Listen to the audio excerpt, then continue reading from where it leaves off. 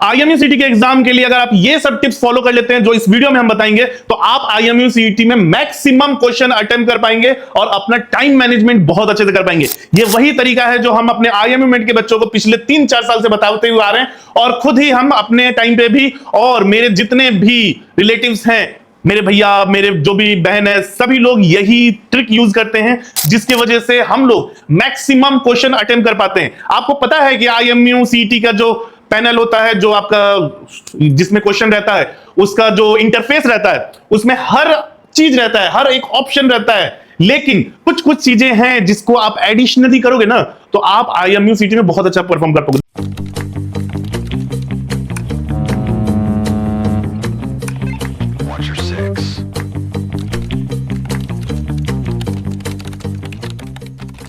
देखो, अब सिंपल सा चीज है, आईएमयू-सीटी के जब आप एग्जाम दे रहे हो तो उसमें आपको इंटरफेस में एक दो चीज मिलता है कि जैसे आप कोई क्वेश्चन सॉल्व किए हो, ठीक है, कोई क्वेश्चन को अटेम्प्ट किए हो, तो अटेम्प्ट का वो रहता है एक,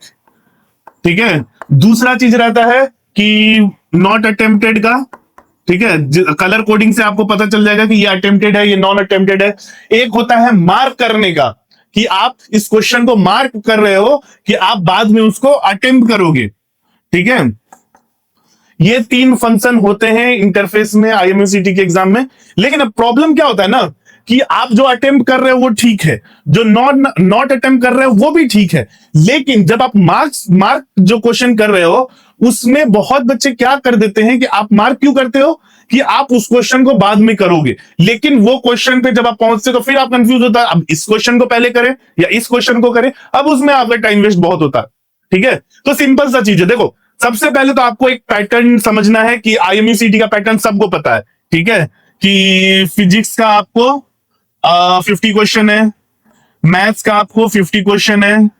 केमिस्ट्री आपको 20 क्वेश्चन है, फिर इंग्लिश एप्टीट्यूड और जनरल नॉलेज, इंग्लिश में 40 है, ठीक है, और एप्टीट्यूड और इंग्लिश मिला के आपका एप्टीट्यूड और जीके मिला के आपका 40 हो जाता है। उम्मीद है कि इससे ज्यादा भी हो जाए, मतलब इंग्लिश एप्टीट्यूड मिला के आपका जनरल नॉलेज बढ़ा दे, इंग्लिश में थोड़ा कम क्वेश्चन कर दे, ये भी पॉसिबिलिटी है, ठीक है। हम ऐसा नहीं बोल रहे हैं कि नहीं होगा या फिर यही होगा, लेकिन पॉसिबिलिटी है, ठीक है। आपका कितना क्वेश्चन हो गया टोटल? 200 क्वेश्चन हो गया। अब आपको एक बहुत मजेदार चीज बताएं, आईएमयू-सीटी का जो कंपटीशन है वो तो बढ़ रहा है, लेकिन मेंटलिटी नहीं बढ़ रहा है, ठीक है। मोस्टली जो बच्चे आईएमयू-सीटी दे रहे हैं ना, सब एवरेज स्टूडेंट है, मोस्टली 99% बच्चे एवरेज स्टूडेंट है, और एवरेज स्टूडेंट वाला जो मेंटेलिटी होता है ना, वो एवरेज स्टूडेंट का ही रहता है, ठीक है। एवरेज स्टूडेंट का मेंटेलिटी एवरेज ही रहता है। तो करते क्या है, अभी इस बार हम अपने एक्सपीरियंस बता रहे हैं, क्योंकि हम लोग आईएमयू-सीटी का कंडक्ट किए हैं, आईएमयू मॉक टेस्ट, जिसमें मेरे एक मॉक टेस्ट में 400 बच्चे 500 बच्चे भी दिए हैं, ठीक है, उसमें एग्जाम दिए। अब उसमें हम एक चीज नोटिस कर रहे हैं कि मोस्टली बच्चों का टारगेट क्या है, 80 से 100 क्वेश्चन, ठीक है। वो इससे ज्यादा अटेम्प्ट ही नहीं कर रहे। भाई मेरे, तुम मॉक टेस्ट दे रहे हो, तुमको ज्यादा से ज्यादा अटेम्प्ट करना चाहिए, लेकिन नहीं, उनका क्या टारगेट है कि हम 80 से 100 क्वेश्चन अटेम्प्ट करेंगे, उसमें सब सही करेंगे और एक डिसेंट रैंक की तरफ जाएंगे, ठीक है। क्योंकि जिनको डीएनएस करना है, जिनको स्पॉन्सरशिप चाहिए, उनको डिसेंट रैंक चाहिए, उनको नहीं चाहिए कि हम टॉप करें, उनको नहीं चाहिए कि हमको खराब रैंक आए, उनको चाहिए कि वो एक एवरेज मार्क्स स्कोर करें और एक डिसेंट रैंक लेके आ जाएं, जिससे उनके स्पॉन्सरशिप में कोई प्रॉब्लम नहीं होगा, ठीक है। तो ये चीज करने के लिए मोस्टली बच्चे, आप सोच लो, जो बच्चे डीएनएस के लिए जा रहे हैं, मोस्टली बच्चे यही कर रहे हैं, 80 से 100 क्वेश्चन का वो एवरेज लेके चल रहे हैं। मतलब कि इस बार का आप कुछ भी कर लो, ठीक है, कुछ भी कर लो, 120 मार्क्स पे आपको अंडर 1000 रैंक का इस बार रहेगा ही रहेगा फिर से, क्योंकि बच्चों का मेंटलिटी वैसा हो गया, वो पहले से ही सोच रहे हैं कि हमको केमिस्ट्री नहीं करना है, हम फिजिक्स में कोशिश करेंगे आधा करने का, हम मैथ्स में कोशिश करेंगे आधा करने का। लेकिन आपको उनसे, अगर आपको अच्छा रैंक स्कोर करना है तो आपको उनसे आगे बढ़ के सोचना पड़ेगा, ठीक है। देखो सिंपल सा चीज है, इंग्लिश और एप्टीट्यूड आपको 80 मार्क्स देगा, लेकिन फेल होने का रीजन भी यही रहेगा, ठीक है। मोस्टली बच्चे फेल इंग्लिश में ही होते हैं, क्योंकि वो क्या सोचते हैं कि हम पीसीएम नहीं करेंगे हम इंग्लिश और एप्टीट्यूड करके 40 40 80 कर देंगे और फिर मेरा काम बन जाएगा। लेकिन यहां पर गड़बड़ क्या होता है कि आपका इंग्लिश में मार्क्स नहीं आता है। हम पिछले साल का 8-10 आरटीआई फाइल किया हुआ देखे हैं जो बच्चे फेल हुए थे, और सब का रीजन यही था कि कोई 35 क्वेश्चन अटेम्प्ट किया इंग्लिश में, कोई 36 किया है, सही कितना हुआ, 8 सही हुआ, 9 सही हुआ, 10 सही हुआ, मतलब 30 क्वेश्चन 25 क्वेश्चन गलत तो हो ही रहा है, निगेटिव में भी जा रहा है। एप्टीट्यूड में 40 में 30 सही हो जा रहा है, 10 गलत हो जा रहा है, तो वहां पे भी मार्क्स चला जा रहा है। और यही रीजन था कि पिछले बार बच्चे फेल हुए, क्योंकि वो सिर्फ इन दोनों को टारगेट किए थे। अगर आप ये गलती कर रहे हो तो अभी ही सुधर जाओ, अभी से ही कोशिश करो कि कम से कम फिजिक्स में आप ट्राई करो कि कम से कम 15 से 20 क्वेश्चन तो कर ही देना है। मैथ्स में 20 से 25 आप आराम से कर सकते हो, अगर आपको बेसिक फॉर्मूलाज पता है, कोई भी तरीका पता है, आपको मैथ्स का बेसिक पता है तो ठीक है। केमिस्ट्री टफ नहीं होता है, केमिस्ट्री में 10-12 क्वेश्चन तो ऐसे होते हैं जो जबान पे बनते हैं, ठीक है, 10 से 12 क्वेश्चन। अगर आप यही चीज देख लो, अगर आप 15-15 30 10 40 क्वेश्चन ले लो, तो आप पीसीएम से अगर 40 करके केमिस्ट्री इंग्लिश और एप्टीट्यूड में 60-70 मार्क्स ले आते हो तो आप 100+ कर दोगे, ठीक है। अब टाइम मैनेजमेंट कैसे करना है,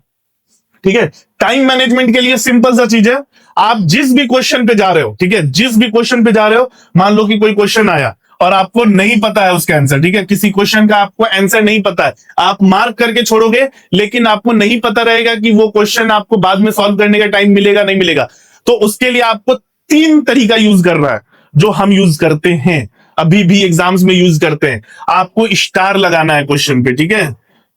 और कहां लगाओगे, सिस्टम में तो होता नहीं, आपको जो पेपर मिलता है ना उस पे क्वेश्चन मार्क लगाओ। जैसे मान लो कि 33 क्वेश्चन नंबर जो है उसमें आपको पता है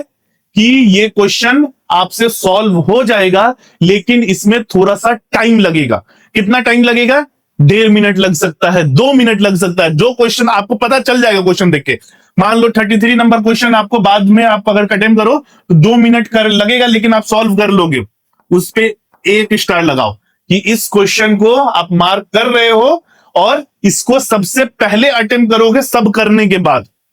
मान लो कि 47 नंबर क्वेश्चन है, ठीक है, इसमें आपको लग रहा है कि आप सॉल्व कर लोगे, लेकिन आप अश्योर नहीं हो, ठीक है, आपको लग रहा है कि ज्यादा टाइम भी लग सकता है, जल्दी भी हो सकता है, लेकिन आपको लग रहा है कि हाँ आप थोड़ा सा टाइम लोगे और कर दोगे, मतलब ज्यादा टाइम लगेगा, 3-4 मिनट लगेगा, उसमें 2 स्टार लगा दो, ठीक है। और कोई क्वेश्चन है जो आपको पता है कि आप कर लोगे लेकिन ज्यादा टाइम लगेगा, बहुत ज्यादा टाइम लगेगा, मान लो 53 नंबर क्वेश्चन है, तो उसमें 3 स्टार लगा दो, ठीक है, कुछ टाइम नहीं लगता है पेपर पे लिखने में। अब ये स्टार लगाने के बाद ना आप वहां मार्क कर रहे हैं, वो अच्छी बात है, ठीक है, सिस्टम में कि हाँ आपको बाद में ये अटेम्प्ट करना है, लेकिन आपको डायरेक्ट किस क्वेश्चन पे जाना है ये आपको पता होना चाहिए, ठीक है। तो जैसे ही आप सारा क्वेश्चन कर लोगे तो आप देखोगे कि हाँ 33 नंबर है, 47 नंबर है, 53 नंबर है, मेरे पास ज्यादा चांस है कि पहले मैं 33 कर लूंगा। तुम 33 पे गए, 33 को कर लिए। ऐसे ही कोई और 67 पे तुम 1 स्टार लगाए हुए, फिर सीधे 67 पे गए, 67 को किए, फिर जितना 1 स्टार वाला है उसको निपटाए, फिर तुमको लग रहा है कि हाँ अभी मेरे पास 15-20 मिनट और टाइम बचा है, तो फिर तुम 2 स्टार वाले पे जाओ, 2 स्टार वाले को खत्म करो, 2 स्टार वाला खत्म हुआ, नहीं सॉल्व हुआ, आगे बढ़ो, जो हो गया तो नेक्स्ट पे बढ़ो, ठीक है। ये बहुत अच्छा तरीका है जिससे आपको ये तो पता चल जाएगा कि जब आप एग्जाम खत्म कर रहे होगे, जब सारे क्वेश्चन कर रहे होगे, तो आपको पहले किस किस क्वेश्चन पे जंप करना है। बाकी हम आपको एक और वीडियो बनाएंगे जिसमें आपको बताएंगे कि आपको कितना टाइम किस क्वेश्चन को देना चाहिए जिससे आपको प्रॉब्लम नहीं होगा आईएमपी में, ठीक है। तब तक के लिए आज के लिए इतना ही रखते हैं, चलिए tata bye bye, take care.